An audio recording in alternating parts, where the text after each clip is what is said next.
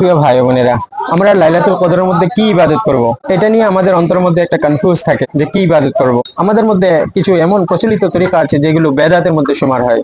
একসাথে আমরা জমাত বেনিয়ে মসজিদে যাওয়া, ইজতিমাই ইবাদত করা, এগুলো কোনো হাদিসের দ্বারা সাবিত নেই।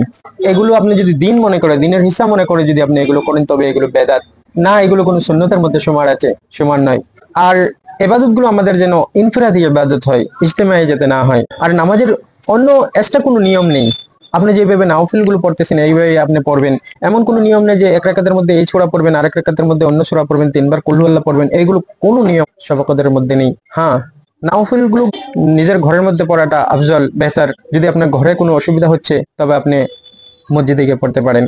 শবে কদরের মধ্যে আপনি এমনি ভাবে যেগুলো ইবাদত করেন, যেভাবে নাওফিল গুলো পড়েন, যেভাবে কোরআন তেলাওয়াত করছেন, দোয়া কালাম পড়তেছেন, সেভাবে পড়তে পারবেন। অন্য কোনো নিয়ম শবে কদরের মধ্যে নেই।